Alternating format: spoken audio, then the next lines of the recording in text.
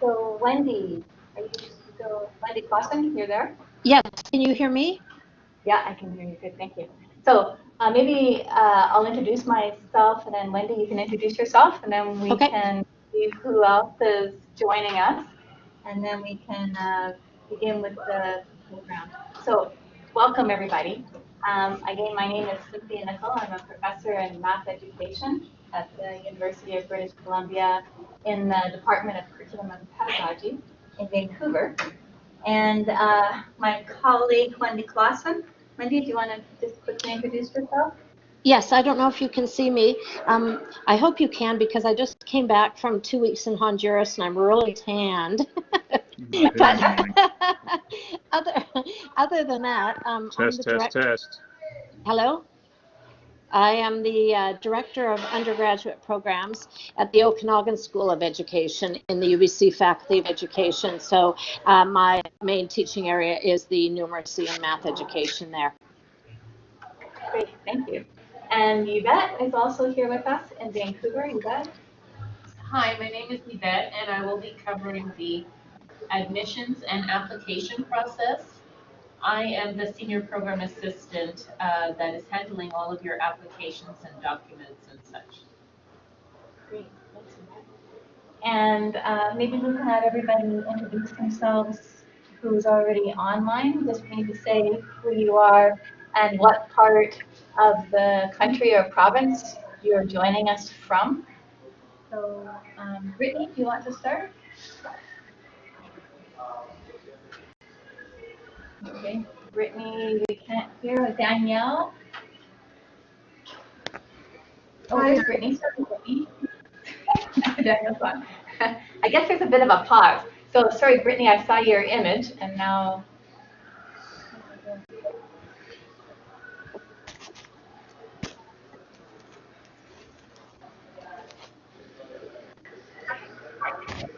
Okay, Brittany.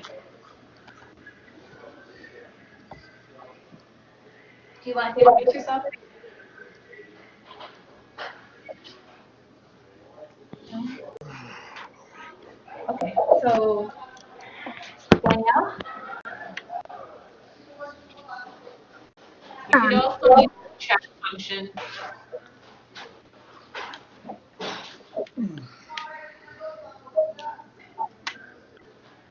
Okay, how about everybody, maybe we're getting a little bit of interference. How about everybody turn or mute your microphones, and then maybe we'll just go start back at the list and start at the top again with Brittany and ask if you can introduce yourself, where you are from and where you're joining us from in the province, and then we'll just give a sense of who's on board here.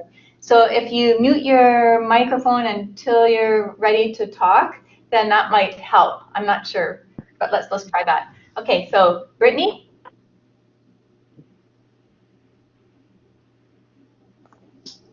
Okay.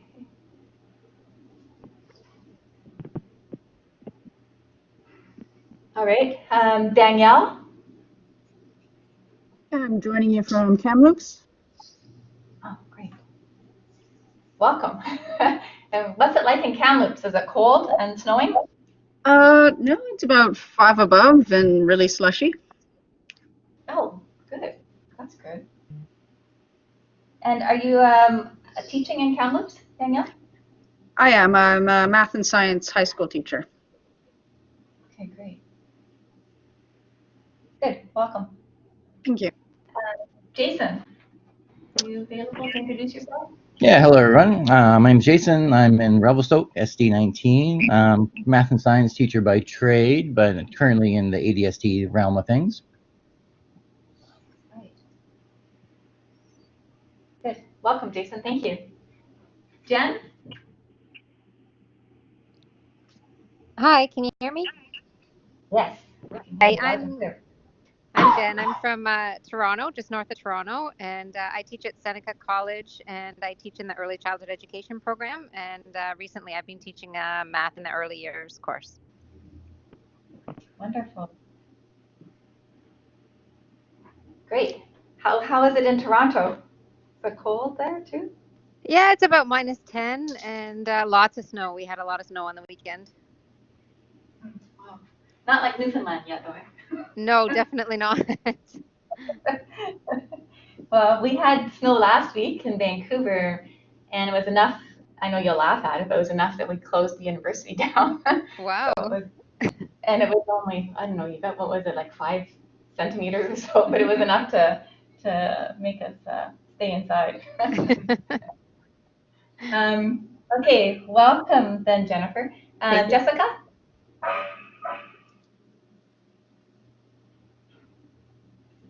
Okay, no.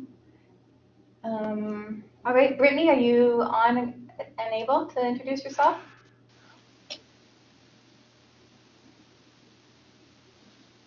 Okay. Has anybody not introduced themselves yet? Maybe I can see them. I haven't. I just logged on. Okay, great. Yeah. So where are you from? I'm in Vancouver. I teach at York House School, mostly senior math and senior science. Okay, great. Okay, good. Thank you. Welcome. Anybody else not introduced themselves yet and wants to? I haven't. Okay. My name is Joy. Sorry, my name is Joy Fast. Can you hear me? Yeah. Thank you. And where are you joining us from, Joy? I'm joining you from Delta.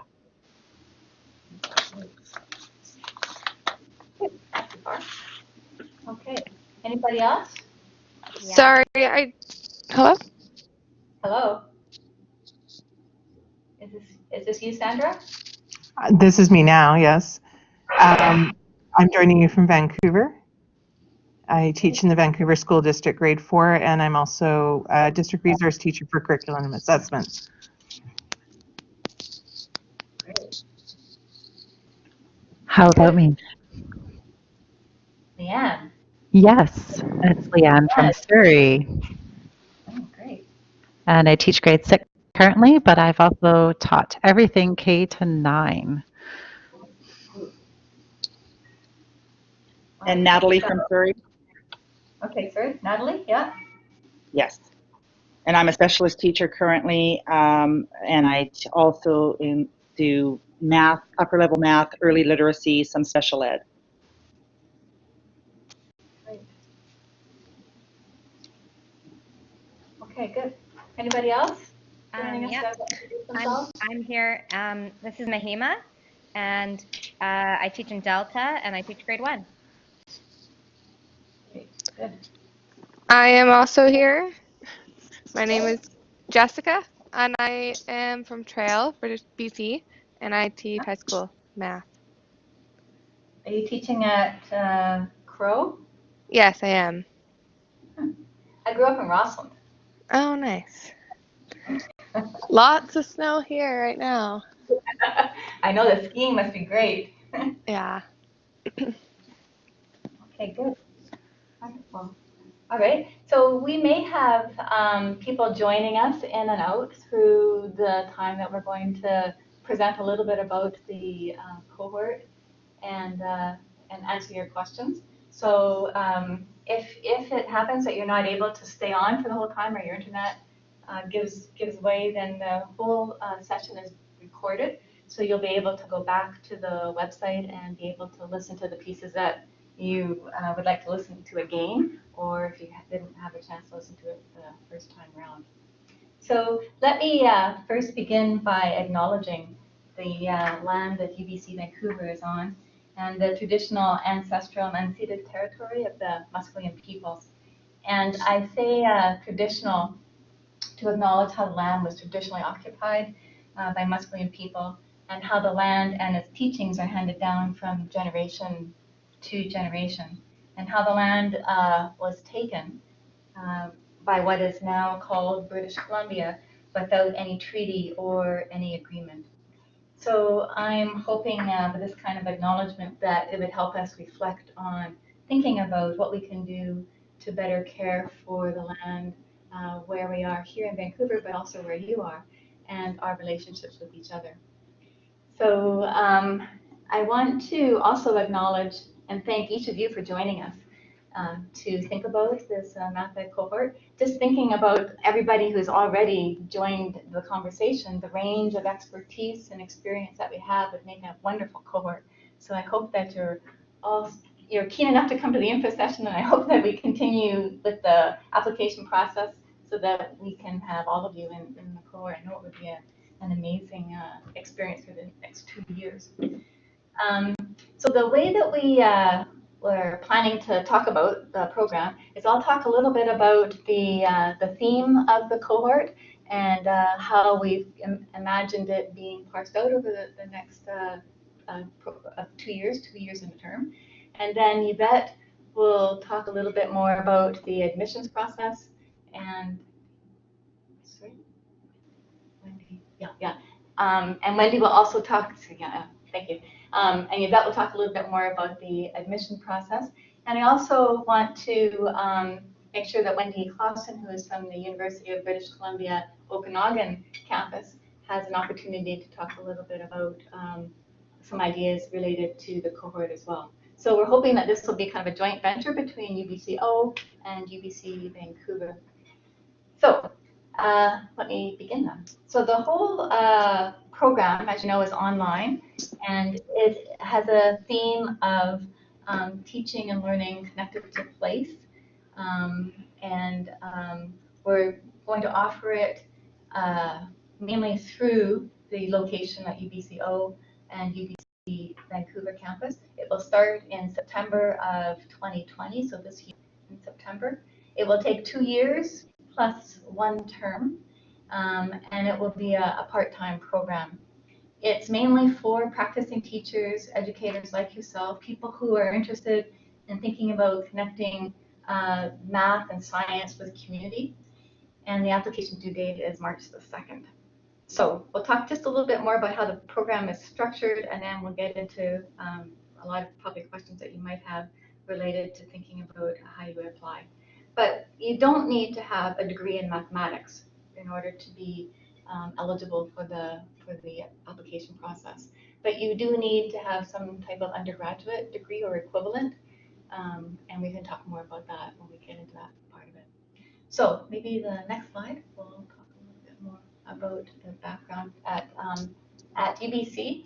Math education has quite a long history. We've been working here on bringing in teacher candidates for the past 30 years, as well as graduate programs across the Lower Mainland. We have a number of students in our program currently that's face-to-face that are from Canada and internationally. And this is the first opportunity we have to offer an online program because we know I really want to reach people who are in areas within and outside the Lower Mainland, who just find it a challenge to get here on campus. Even if you live in the Lower Mainland, it takes sometimes more than an hour to get here on campus to be here for a 4:30 class.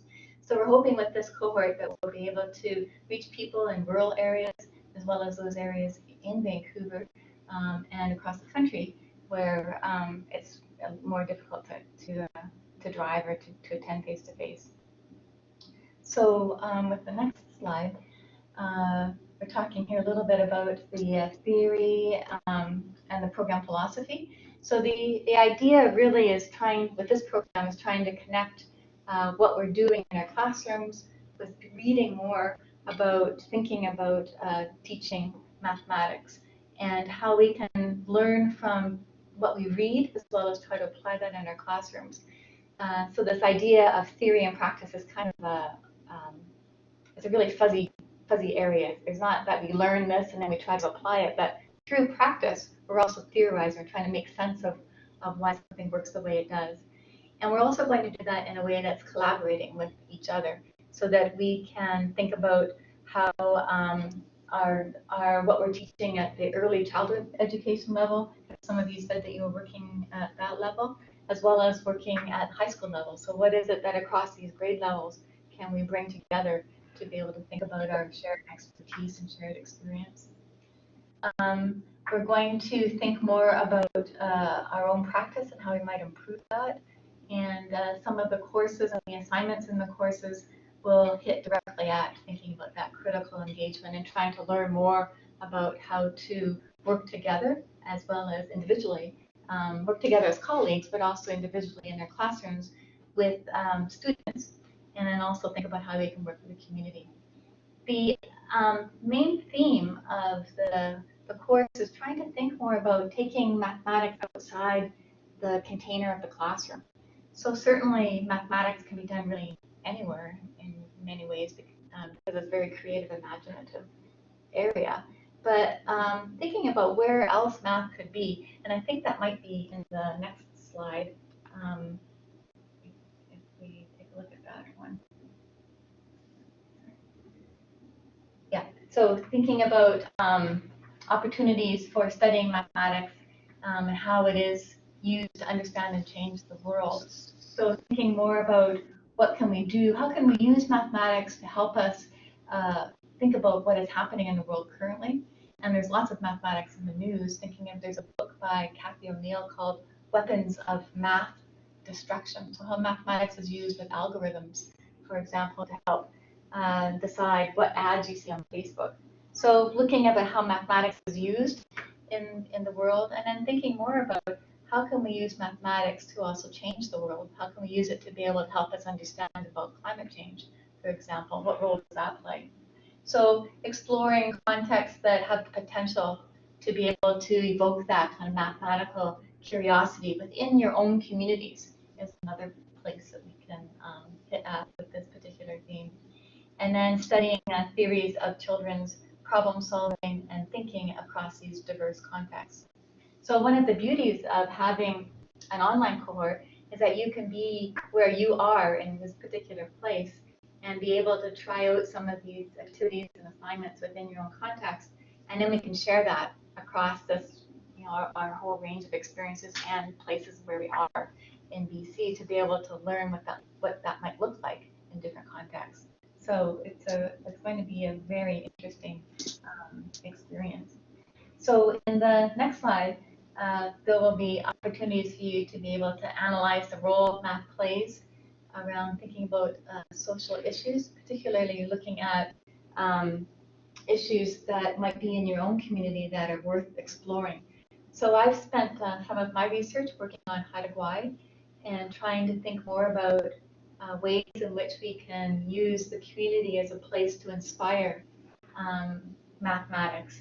And that can be around lots of different issues. It can be around cultural issues, but it can also be around current issues like access to clean drinking water, or who has the rights to these particular logging areas. So, and within your own communities, you will also have these kinds of particular issues and topics that could be places that we explore, thinking about mathematics. And the idea then is to take it beyond the textbook and just to widen our own kind of repertoire of mathematical possibilities. And thinking about how we might work with the community to do that. So one area that I've been exploring with my grad students is, and Wendy in the Okanagan is hopefully going to do this as well, is thinking about math pop-ups. So where could math kind of live or pop up in the library or out in front of the grocery store? Where can we offer opportunities to engage the public in thinking about math so that these experiences that people have with math are more positive and more more exciting, so that people have good experiences with math.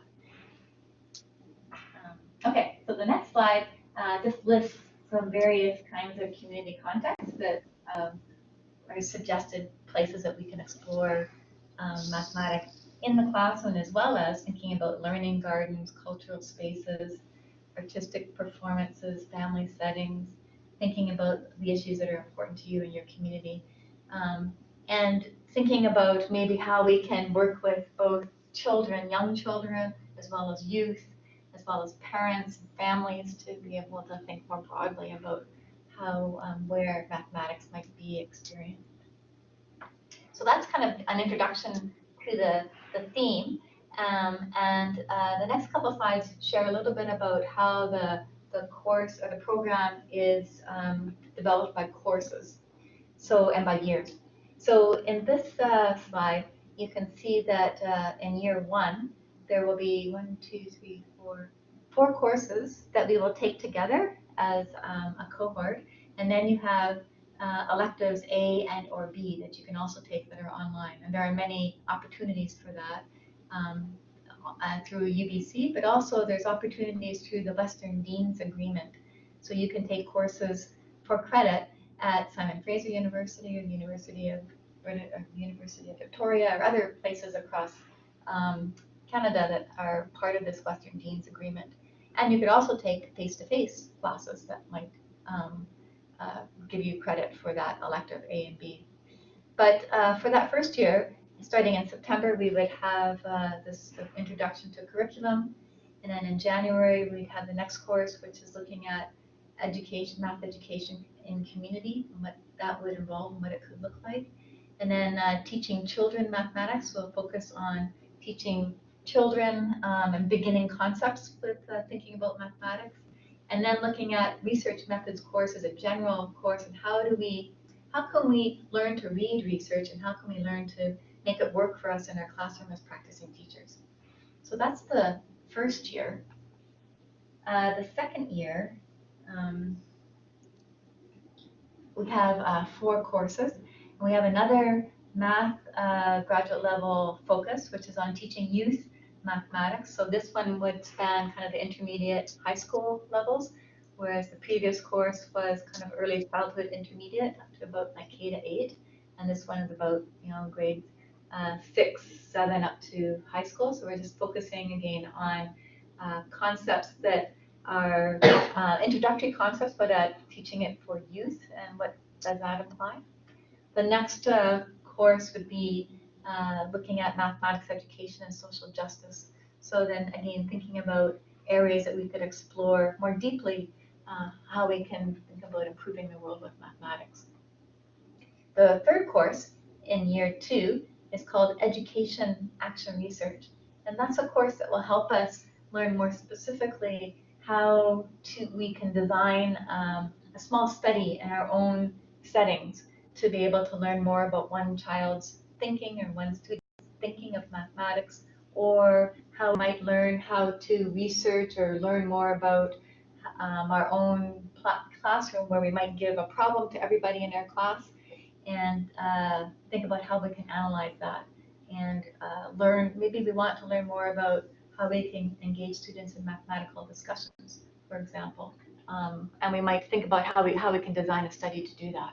So action research is about studying a practice while we're in the midst of it. So it's a really exciting area, challenging but very exciting. So that course will help us learn how to do that. And the projects will all be, and the assignments would all be geared to your own context and trying to apply a general question to your own situation. And then finally, the last year is only 1 term long, and the next slide will show you that it consists of 1 course, or we encourage everybody to do what's called a graduating paper, which is kind of like a summary capstone of all of your work so far. And we found in cohorts, especially online cohorts, this is a really interesting place to be able to pursue a project of your own interest. And that would be worth 3 credits.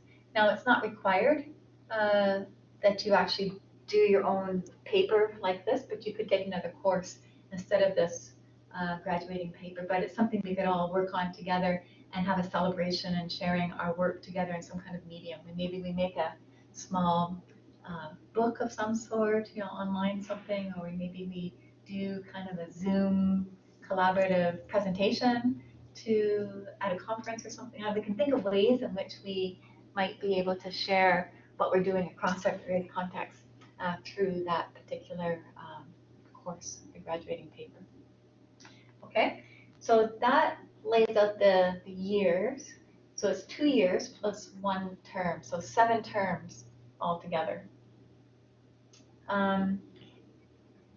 In that, you notice on the first year, you could take 1 or 2 of your electives, or you can take them really any time through your program. But the electives themselves need to be approved, and they can be taken along other courses. Like we have also an online science education course that will be offered at the same time as the math education course. So you could take one of the science education courses as an elective if you wanted to. So there's lots of options, and this slide just shares with you some links and ways where you can go to see what more options there are.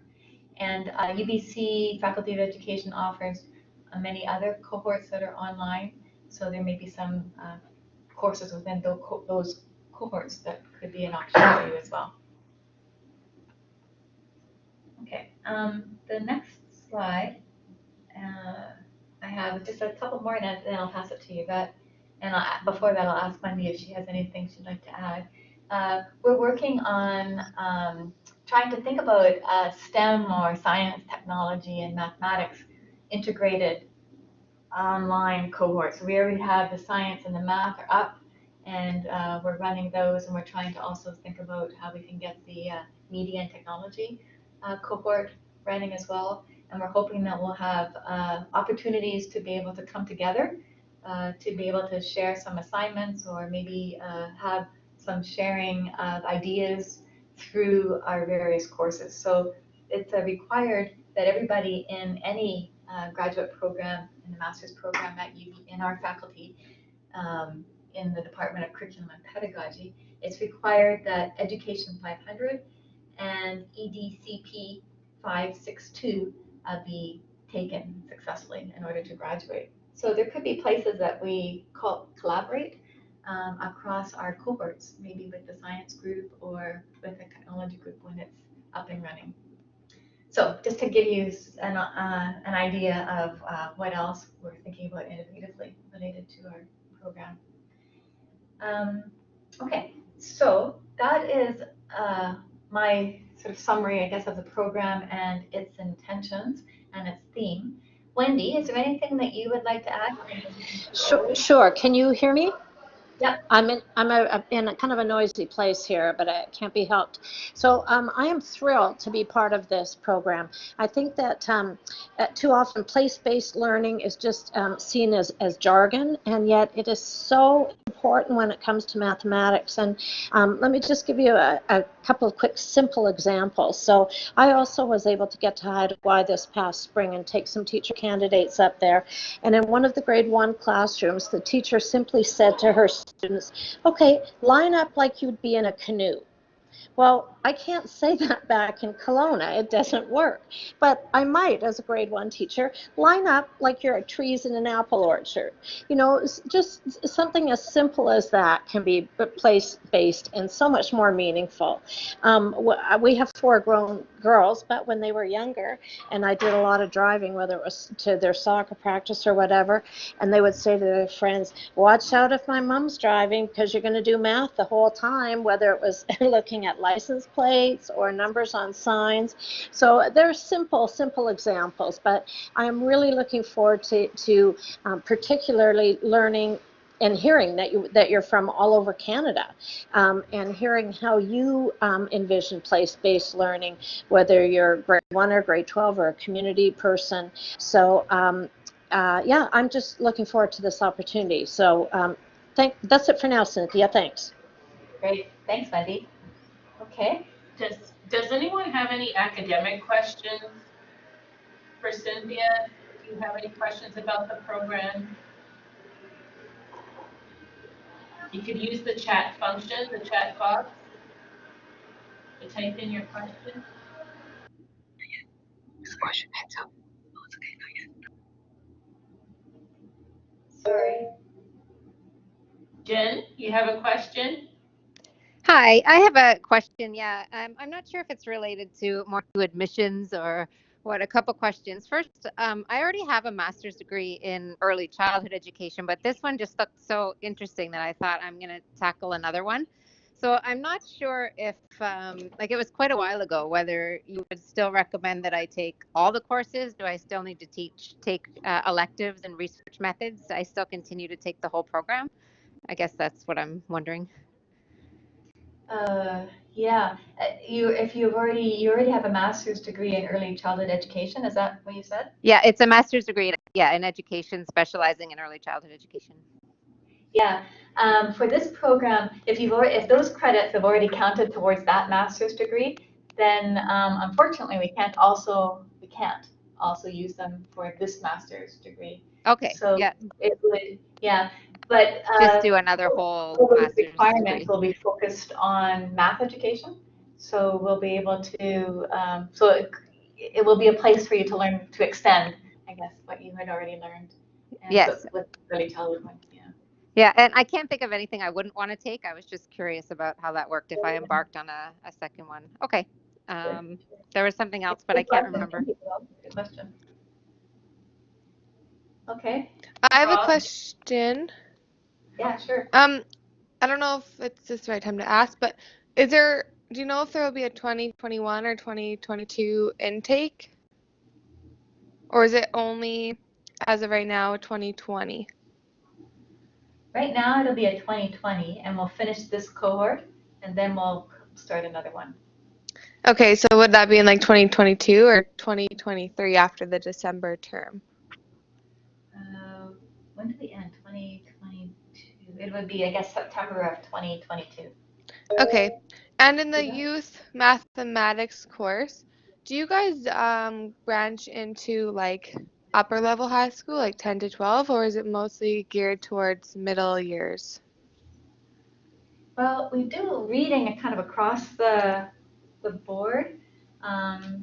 So are you mostly interested in the higher level?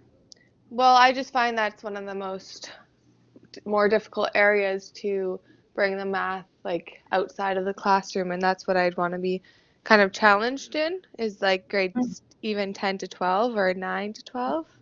And we just don't see much of that really anywhere in any workshops that I've been to. Yeah. We will, there's a whole bunch of stuff that we can do at that level. Okay. And I think the whole cohort will be geared towards who actually ends up in the cohort. So if we have a good group of people who are interested in thinking about working on a project together or an assignment together that's focused on the higher levels, then we can do that. Or we can focus on early levels. We can have different things happening at the same time, as well as things that kind of go across. So I think that it's good for all of us to think more about how young children learn mathematics. Mm-hmm. And it's also good for all of us to think about where young children will end up, with more difficult mathematics. So we want to be able to have some understanding across the grade span, but also we want to have projects that you be able to explore more deeply with your own passions. And you might be interested in reading that book, the Kathy O'Neill book on weapons of math destruction, because that's a really, have you read that one or do you know of it? No, I haven't. Okay. Maybe don't read it. We'll read it for the course, for one of the courses. But that's a nice one of sort of thinking about where we can take mathematics outside, like what else we can be thinking about related to mathematics. So there's land-based, which has, there's lots of opportunities at all levels for thinking about land-based in terms of bringing mathematics outside into thinking about the garden, or just thinking about being on land, and thinking about being on the ocean too. Any places like that have great examples of exploring mathematics at all levels. So I think we can make the course fit for whatever your interests are in terms of wanting to be challenged by it.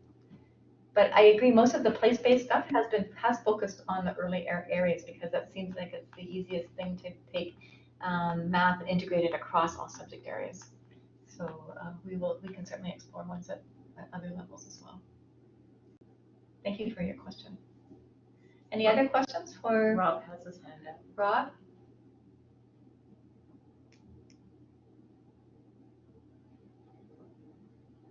Rob, are you there? Hello? Hi, Rob. Do you have a question? Yeah, I was just wondering, are we allowed to use unclassified credits towards the master's? Hello? What's an unclassified credit? Well, so if you were taking credits not necessarily towards a diploma or a graduate degree. So I went to UBC, and then after I graduated, I went through and I took more courses. That wasn't towards a diploma or a master's. It was just, they just call that unclassified. Yeah, it's possible that you would be able to use those. You might be able to use those towards your electives.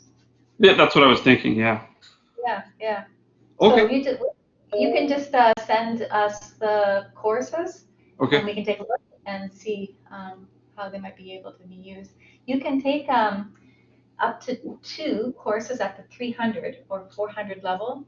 Okay. At IBC that could count towards an elective in your program.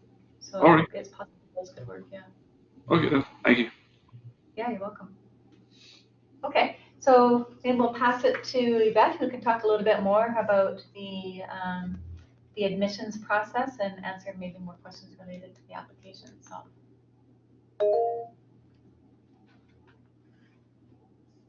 Does anyone else have any questions before I get started? Because I see that sometimes, Mahima, do you have a question? Sorry, yeah, I do have a question. My question is about, can you maybe speak to what are some of the benefits of doing a master's program in a cohort versus like through like an MEd, like through like the literacy department or like not through PDCE? Mm-hmm. Yeah, there's kind of multiple benefits of a cohort, because with a cohort, well, there's benefits on each side, but with a cohort, you get to take courses with the same group of people, and that can be good or not good, but it allows you to form a community that you can stay with, for the 2 years. You take all of your courses together except for the electives. You can choose those yourselves. And you get to meet people across Canada and the province that you may, in a way that you may not do if you were to just enter into a program on campus. So I have a number of students who are on campus and face-to-face who are part of are in our math education master's program. And they love it when they're all together in the course together, because they can move from course to course and form this kind of community that they wouldn't have otherwise.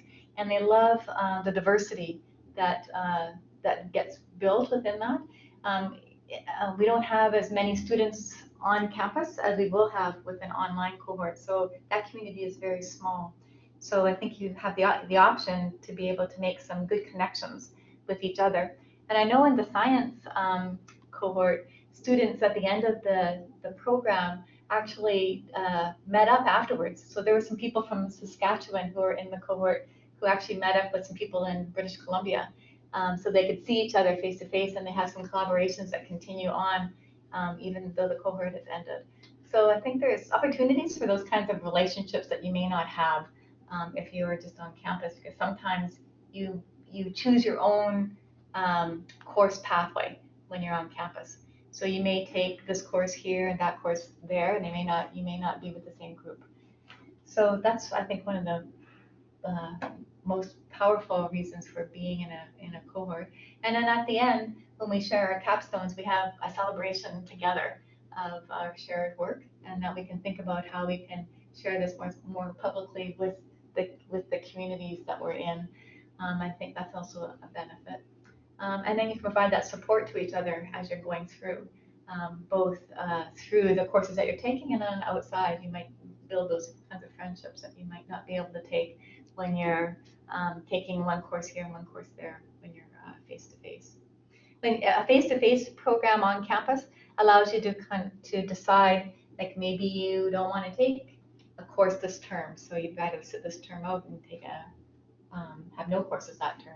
If you would be more able to kind of choose your own pathway through the program. And sometimes that's good, and sometimes it's a little more challenging.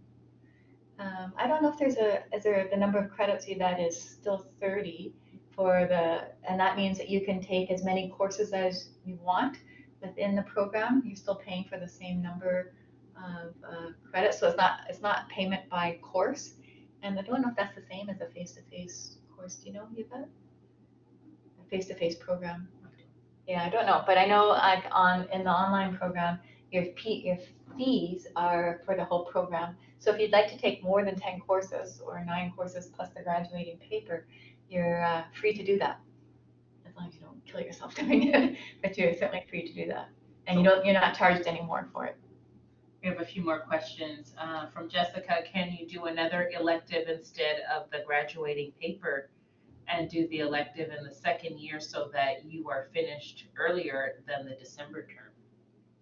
Yeah, but that's something we can figure out. You would still, again, the payment is a payment for the program. So if you were to finish in 2 years rather than 2 years in one term, your payment still continues for that 2 years in one term. And if you would prefer to do an elective rather than the graduating paper, that's something we can certainly accommodate. Jen has her hand up. Hi, actually, I had a similar question to the one that was just asked, except I do want to write the graduating paper, but I was hoping to do it earlier, regardless of if I have to pay for another term or not, just because I'll be off in the summer, so it would make more sense for me to be able to finish that work rather than going back to work in September and writing a graduating paper. Yeah, that makes sense. So that would be fine to do that. Okay. And a lot of the action research course and some of the other courses can work toward setting up a situation for that graduating paper. Perfect. So it might work very well to have that done before that term or close to it. So that would be all right. Thank you. Yeah. And Sandra's asking, is it possible to transition to a MA if interest goes the way partway through the program? That's a good question. That one we'd have to think about that one. Sandra, you asked a good question there. I'll have to figure out a bit more on that one. An MA is less credits because the thesis is worth 9 credits. So the MA would probably have a different structure, or it'd look a little different. So I have to sort of figure out what that would look like, but I wouldn't say it's impossible. So I say yes to possible, but I don't know for sure. We'd have to figure that one out. We'd have to look at it. And Natalie has her hand up. Natalie, do you have a question? I do. I have a couple. Can you hear me? Yes. Okay. So the first one is, am I correct in thinking that this is the first time this Math Ed has been online? Yes, that's right. Okay. But the same type of program has been offered face-to-face at UBC? Yes, for years. Okay. So my question is, being somebody who doesn't have huge technology skills, just these basic kind of things, what would I need from a technological aspect? What kind of equipment do I need? What kind of skill set do I need? Because I just want to ensure that this is the right placement for me. Like, it sounds like it's an interesting program, but if I could, because I live in Surrey, if I could take it face to face and it would be the same program and it would be more suitable, I just need to know what the differences are. Sure. Like, so for technology, what kind of expansive technology do you need? Like, yeah, I don't think you need much technology knowledge. You need some access to the internet, because the courses will be offered through a platform called Canvas, which UBC uses and we use for our courses. And it's fairly straightforward, Canvas is. So most of the content will be up where you'll have access to readings through the UBC library. And most, like in all of my face-to-face courses, I use Canvas, and I put much of my material up for students to have access to. So the course will be up there, as well as the discussion board. So it would be a matter of just being able to navigate Canvas for the most part. So it is actually the same program that would be offered face-to-face? Yeah, but it's not offered as a cohort, the face-to-face one. Right. You would just come in and you would just take the courses when they're offered. Okay. Thank you. Yeah. But otherwise, the courses, there aren't any courses designed specifically for the cohort, except that the Education 500, which is required, and the EDCP 562, which is also required, will be tailored to fit more math education. Whereas if you were to make it face-to-face, they will be just general course. They won't. And that's why, so you could, that's when you were speaking to, there's more variety if you want to do it face to face, but you don't have the cohort piece. Yeah, variety in the sense that the people in your class will be from all over. But the subject, sorry, but the courses are still the same. Yeah, yeah. Yeah, all right. The courses are still the same. Thank you. That's right. Yeah, you're welcome. Mahima has her hand up. Did you have a question? Another question, Mahima? Sorry, no. Oh, okay. There's a question from Christina and Stella. Is the research graduating paper done individually or completed collaboratively, and conduct the study as a group? Yeah, I've had students do both. Many students do their own paper, but I've also had students collaborate together. And for example, had some students working at an intermediate level and an elementary level look at how children's literature and story work can be used in the math classroom. And so they worked together to do the graduating paper, trying this idea out in 2 classrooms and then writing about it together. And they submitted 1 paper for both of them. So that's certainly an option to do if you find a group or another person that you would like to share and do some collaborative research on. Research is always more fun when you can do it with someone else. If you share kind of the same interests or have different contacts that you'd like to explore similar problems on. So that can certainly be a possibility. There's another question. Can courses be taken at any of the UBC campuses, either Kelowna or Vancouver, or only in Vancouver? The elective courses, the face-to-face courses, you can take courses at face-to-face at UBCO or UBC Vancouver, or any university that's part of the Western Dean's Agreement. So SFU, UVic, who else is part of that agreement? There's a couple of Alberta universities.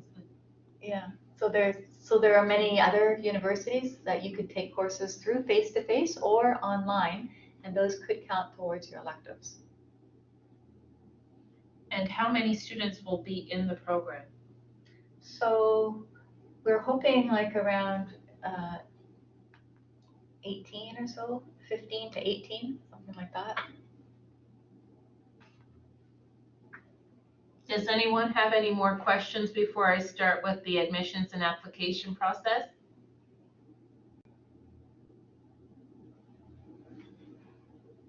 Okay, so then I'm going to get started. Okay, good. So again, my name is Yvette, and I'll be covering the admissions and applications process, as well as the tuition and student fees, and then take any of your questions at the end. So we're looking for a completed 4-year undergraduate degree with a GPA of a B+ or 76% at UBC on all of your senior level courses, which is 300 level and above. Or if you have an undergraduate, if you have a GPA at a B or a B- range, which is 68% or to 75% at UBC, with a 4-year undergraduate degree plus a B Ed, then you would meet the GPA requirement. But if you do not meet those requirements, then your application is considered as a special case. And if the admissions committee feels that you are a good candidate for the program, they can recommend you to the to the Faculty of Graduate and Postdoctoral Studies by writing a special case rationale on your behalf.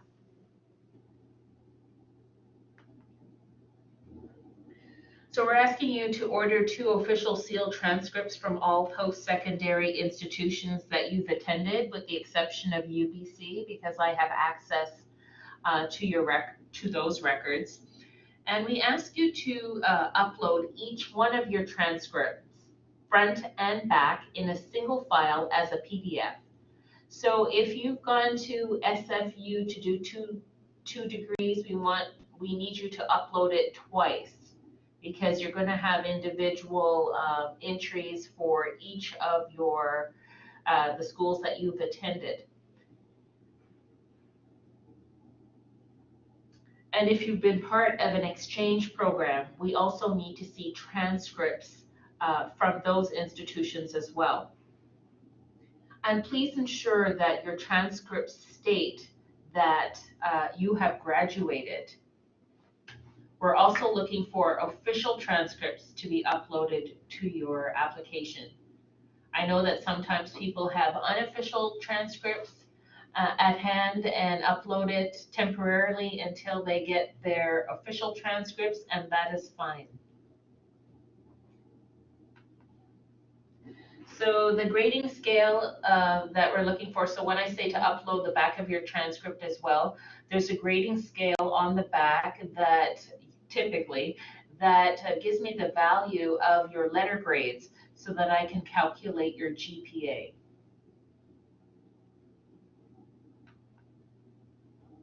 We're also looking for a 600-word or 2-page statement of intent, which is a description outlining your reasons for enrolling in this program and what it is that you hope to achieve upon completing the program.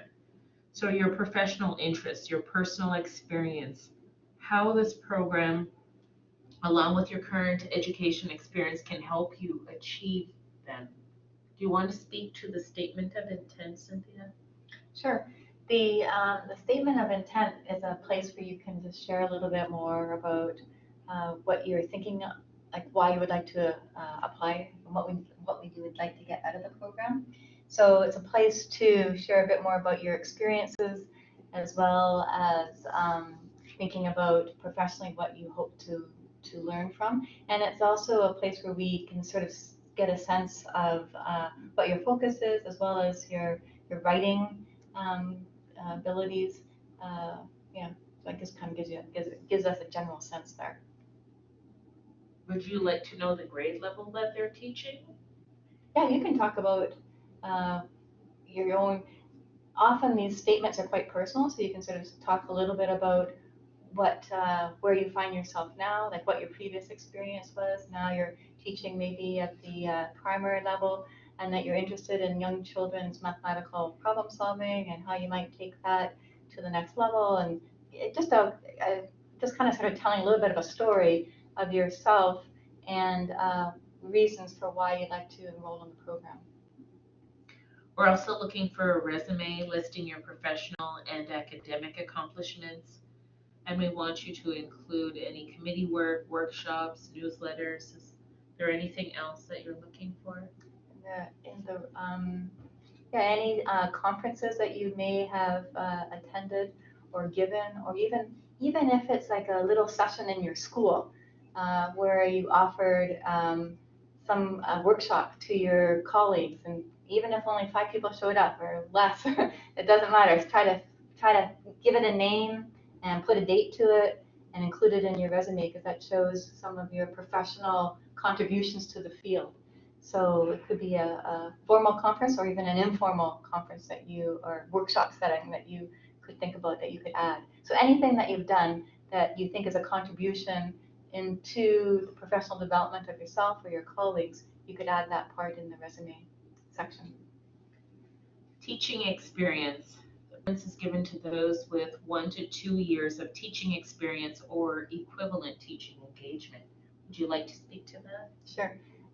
The teaching equivalents could be working in tutoring, for example, or looking at working in teaching and learning in situations that aren't necessarily school-based. So it could be in looking at museum settings, for example, or even science world. any other kinds of situations where you have some experience that you might be working with people around thinking about teaching and learning mathematics. And actually, the focus doesn't even have to be mathematics, but some way of sort of thinking more broadly about what teaching looks like. It isn't just schooling, it's kind of thinking about educating in the broad sense. We're also looking for letters of recommendation, 3 letters of reference, 1 academic and 2 professional references. And your professional references should be from people that have supervised you and that can speak to your engagement in mathematics education. Do you want to speak to that? Yeah. Sometimes it's a little challenging to find and to locate or track down an academic reference if it's been a few years since you've graduated. But if you can, that's the best path to take first, if you can get an academic reference. And that person could be someone who may have, that you had a course with, or that you had could be a faculty advisor, or even somebody who might have been a school advisor related to when you were doing your teacher education program. Or it could even be an academic that you worked on a project with, somebody who just might be able to speak to your academic potential. So really it is just looking at the potential. If you're unable to track someone down as an academic, you could ask your school principal or somebody in your district who might be like superintendent or director of instruction, somebody who's in an administrative position who can speak to your contributions to the district or to your school, or your ability to be able to take on new tasks. So again, we're looking at your potential to be successful in the program. So think about who you could ask that would be able to write good letters that would speak to your potential to be successful in the program. So when you submit your application, an e-reference link is sent to your referees, and they're sent a form, and they could use the form provided, or they can upload their own letter, and instructions are provided. Now, pardon me, the e-reference link will not be sent until you submit your application. I suggest at this point, don't wait too long. You can re-enter your application to upload your transcripts, your resume, statement of intent. So just so you know that as an option. As well, for your referee's email address, we're looking for a company or an organization email address, but not Hotmail, Gmail, Yahoo email addresses. The e-reference link will not go out with those kinds of email addresses. So just be as well, if they cannot use that e-reference system for whatever reason, they can mail in their reference letters to me, as long as they sign the seal on the flap of the envelope.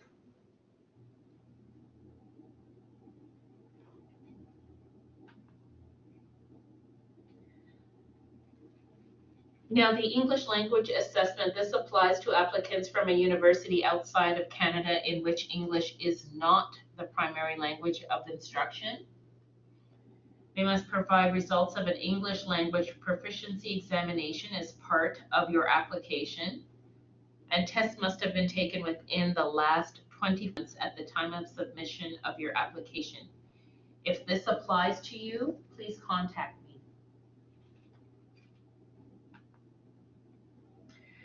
We're also asking you to fill out a form called Acknowledgement of Part-Time Status Form. We ask you to download it, fill it out, sign it, and then upload it to that question. This is the document that the Faculty of Graduate Postdoctoral Studies wants us to have you fill out to let you know that this is a part-time program. And please use either your UBC ID if you've attended UBC, or the application ID number.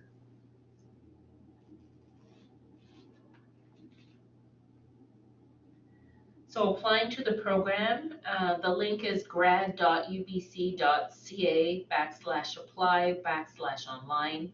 And when you're doing your program search, you could search under Master of Education in Math Education dash professional cohort or MAED and September start.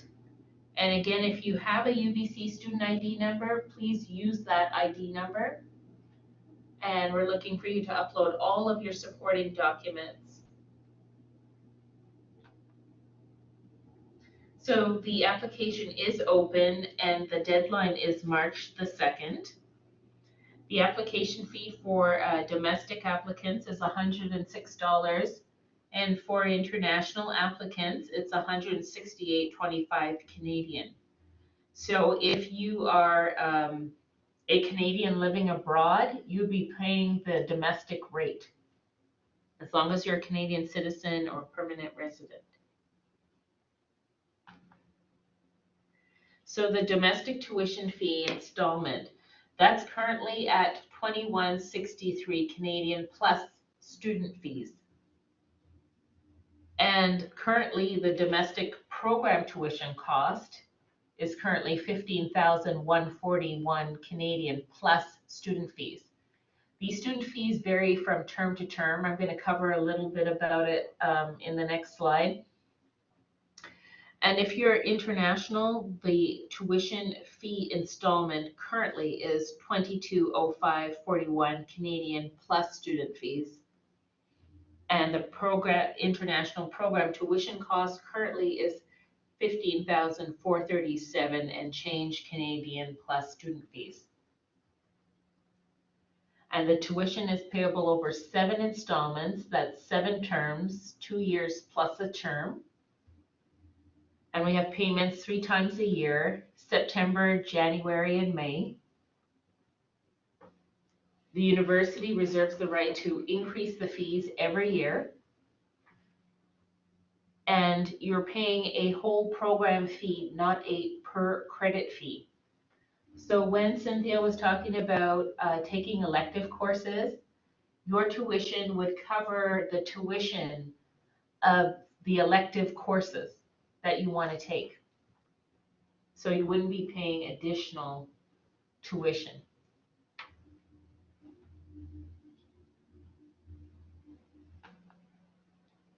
So student fees are charged in addition to your tuition, and they do vary from term to term. They are approved by the University Board of Governors.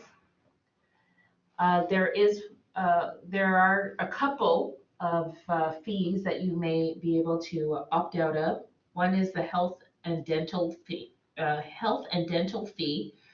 That's currently $256.92 per year. There's an opt-out provision. If you have health plan already and you don't need it, you can opt out of that. So that's a possible savings.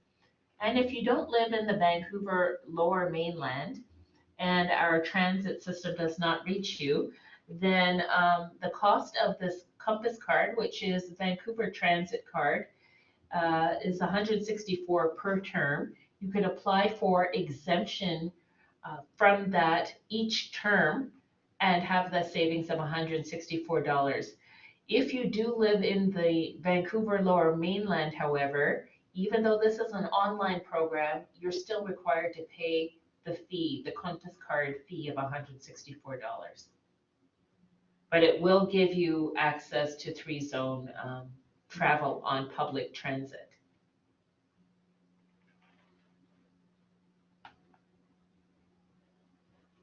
And this is for teachers in the Vancouver Lower Mainland, teacher education certificates. If you are a teacher that took on a sponsored teacher, the teacher education office issues these teacher education certificates, and you could apply them to your tuition provided they haven't expired. You can even ask your colleagues if they have any, and if they haven't expired, if you can use them, and that would go towards your tuition. So that's another possible savings. But if you have any further questions about that, please contact the teacher ed office.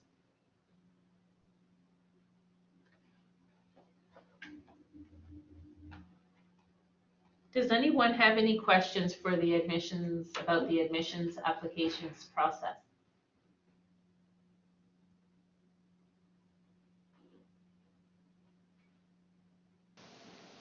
I have a quick question. When you talk about transcripts, I went to UBC Okanagan. Are you guys able to see that? Yes.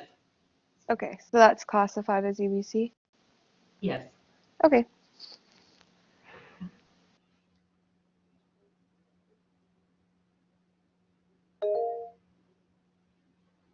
You have a question, Natalie?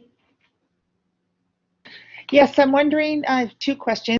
If you took a graduate program that doesn't have to do with your undergrad, do I still need to get the transcripts for that? Yes. Okay.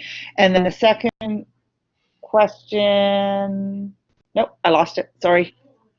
Just a sec, Natalie. So you have more than one undergraduate degree? No, I have a graduate diploma from a different university. Okay. So I've got one graduate diploma from UBC, but I've got one from a different university that I didn't know if I needed it or not.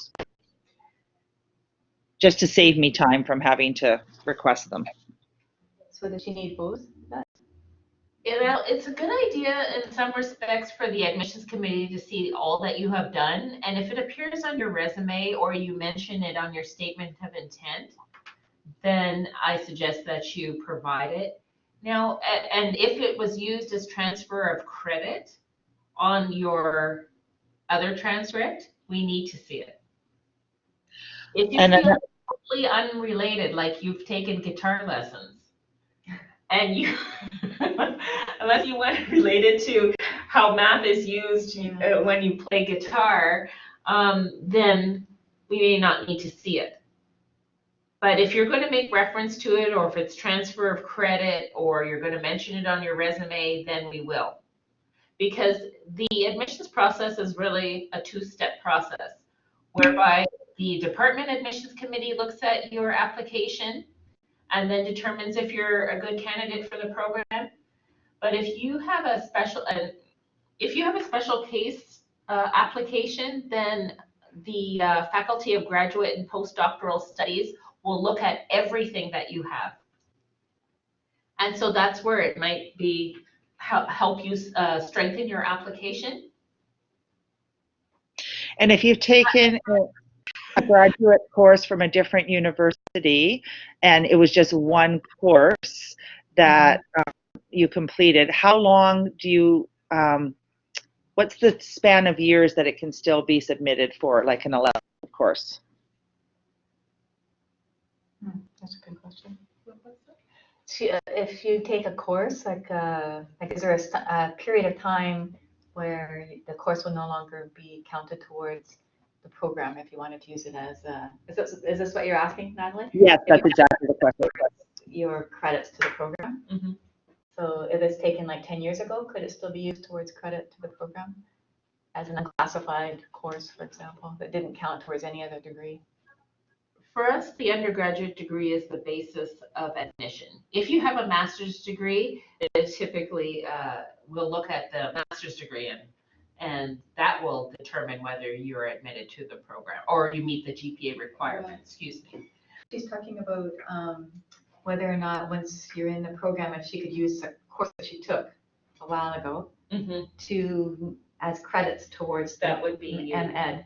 That would be yes. Okay, but I'm just wondering if there's an expiry date. That's the word we're looking for. I don't know. Is there an expiry date? That's something okay, we'll have to find that out. Yeah. Okay, so Natalie, we'll find that out for you. Thank you. And the other question I have is about the references.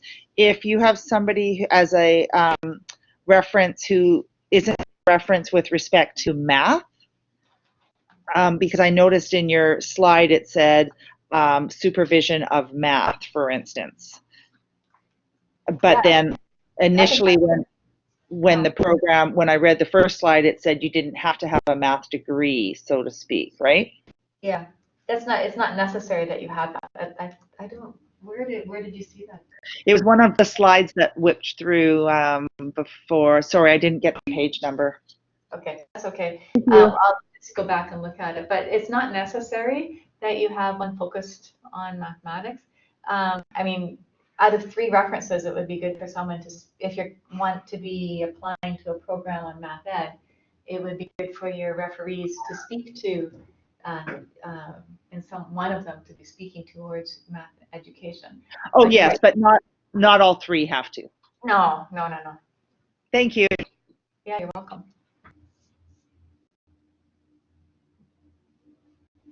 Hi, Christina or Stella. Did you have a question? Hi, yeah. I was just wondering, when will we find out about the application process? So when will we know if we've made it into the program or not? I always say a minimum of 8 weeks after the application deadline. A minimum. Okay. So we're looking sometime around May, like probably May, June, I'm guessing. Hopefully before May. Hopefully. Yeah, Thank you. we'll try to do it hopefully way before that. Can we do it before that? Yeah, it's up to you. Okay. We will try to do it as soon as possible because I know that some people need to let their districts know. Yeah. And I know that usually happen in March? Christina, do you know? We work for an independent school, but we had to take that into consideration because there's actually a couple of us from our department who are interested.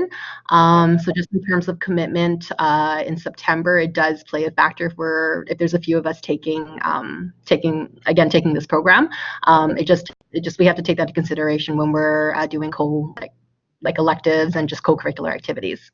Sure. So if you learn about the program, and the admittance results by end of April. That's okay. What about mid-April? Yeah, that will give us time. I think usually it's just we usually sort that out around May, June, so towards the end of the year. But I think just in terms of families, we just want to make sure that our staff is not overwhelmed. So I think that's the biggest concern for our department. Yeah. Okay, that makes sense. Yeah, so I think that what we should try to do is review all the applications and make a decision fairly quickly after everything is in March 2nd, and then let people know by, as Yvette said, 8 months would make it the end of April. But if we could do that earlier. 8 weeks, minimum. I said months, yes. sorry, I meant 8 weeks, sorry. I don't want to make it any longer. But if we can make it earlier, so if it's like mid-April or so, then we'll try to do that. Okay, that's great. Thank you so much. Yeah, you're welcome. And it's nice to hear that you have a group that are thinking about taking this together. That's excellent. And I'd encourage anyone else who's listening still to think about that. If you can, gather together your colleagues to do this as a group, that's a really great idea. That's what we're hoping. We're hoping to get maybe about two, possibly 3. So I think the biggest concern now is just making sure we can all get in. Yeah. Yes. What school are you in? We're at Meadow Ridge. Meadow Ridge. Where's that? Maple Ridge. Okay. We're an IB school. Yeah. All right. Good. Okay. Well, good. I'm really happy to hear that you're thinking about doing that as a group. We will look for your applications then. Thank you. We should apply this. Anybody else have any questions? Sorry, should we apply as a school if there are a couple of us want to apply? You have to apply individually. Okay. All right, thank you. Yeah, but we'll see that you're all together as a group, so you will have your resumes, right? So, You'll see a lot of the same references. yeah. That's okay. Thank you. I'm really happy. That's great. Thank you. Okay, any other questions? Rob is typing. Oh, Rob is typing? Okay, great. I might say that we have also people who will be teaching the courses. Wendy Clausen from UBCO will be involved, myself, my colleagues, Dr. Ann Anderson and Dr. Susan Jarosky, who are also well known internationally and locally for their work in math education. So those will be people that have thought deeply about thinking about how to teach math in ways that connect with families and community. And Rob has his question up. You want to? Rob asks if we look at the unclassified courses on transcripts, and we do calculate a GPA for it, but it's not the basis of admission to the program. Yeah, did we talk about special cases? Did you mention that? I mentioned it briefly. Okay. But it's case by case. Yeah, so case by case, there's an opportunity for special cases, but we're limited to the number of special cases that we can admit into the program. But if your GPA is slightly below what's required, but you've had some strong contributions in the professional field of teaching and learning in your district, for example, maybe you have some workshops and presentations, maybe you have some publications, then we can think about how we can make a special case for you coming into the program, even though your GPA might be a little bit less than what's required. So Christina and the Meadow Ridge School has their hand up. Sorry.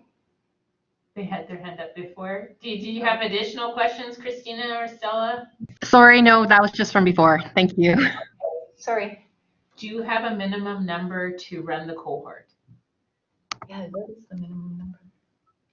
We do have a minimum number because we need to not lose money on it. So there is a number that needs to be in it, and I think it's something like 15 or 18 or something like that. And Yvette is just looking up that number.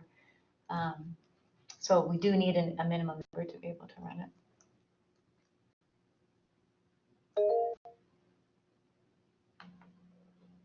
And Joy has her hand up. Joy?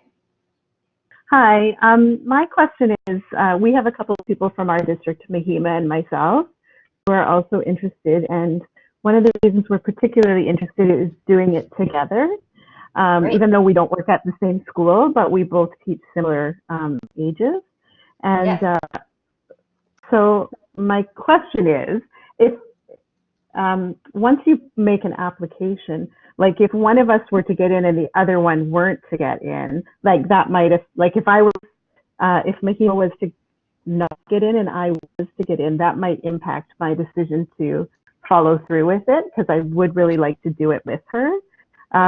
So if you are accepted into it, but in a situation like that, can you withdraw your application or how does that work?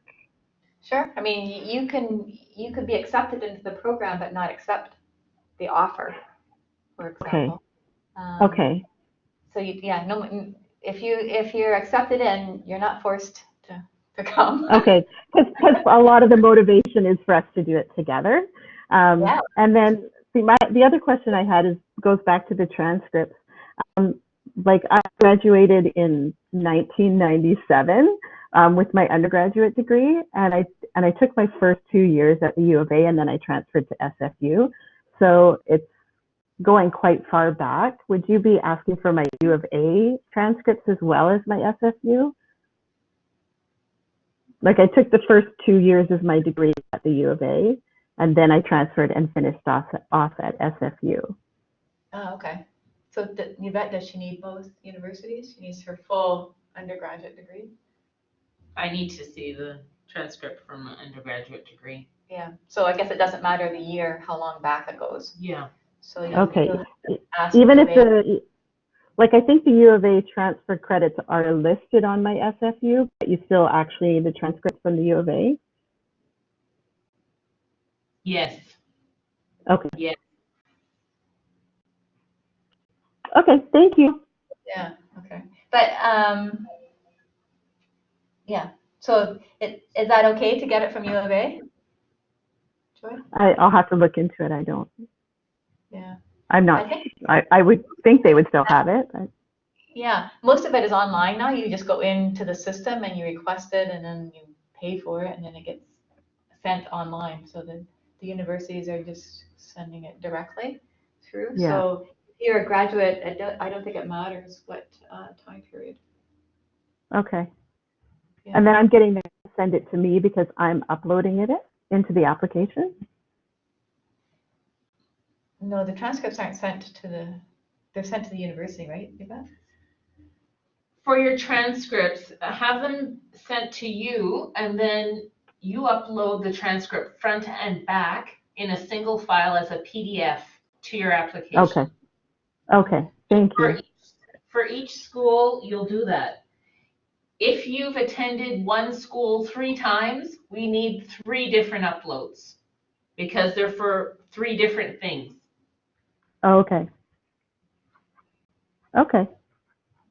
But anything that appears as a transfer of credit on one transcript, we need to see it.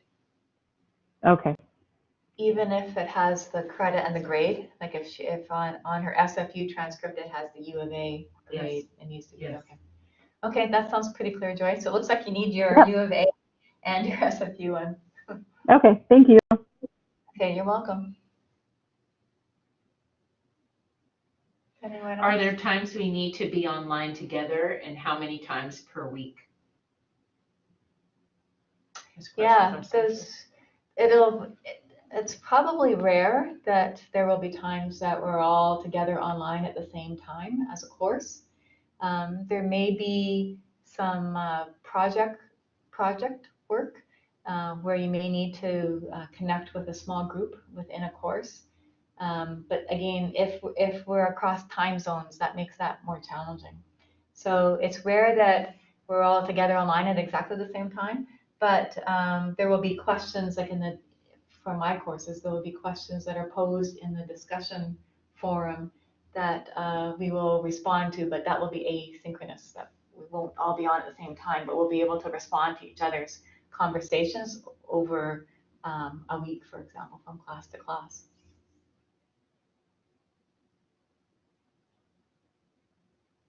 I hope that answers your question, Sandra. And Rob is typing.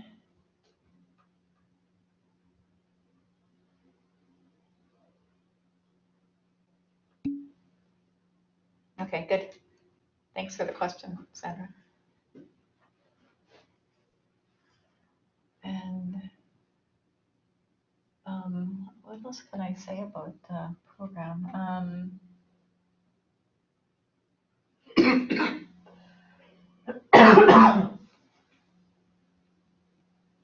I think I will say if you're a practicing teacher, taking one course per term is very doable.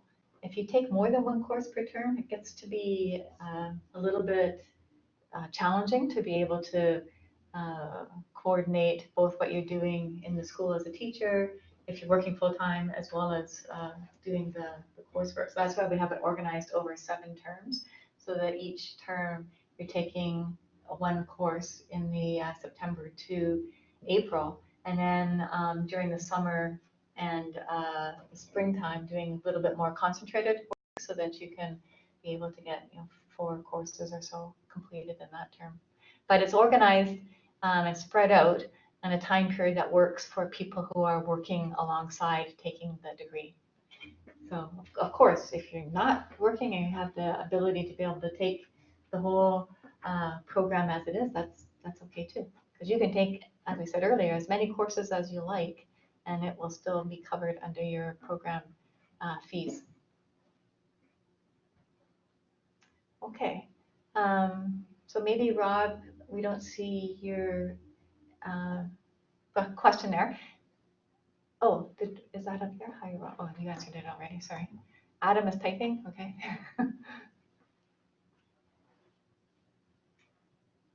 And maybe in the chat thing, you can also let us know whether or not this is helpful. This information session is helpful for you, or if you would like to see more or less of this. Just feedback on this would be, I think, also very helpful for us.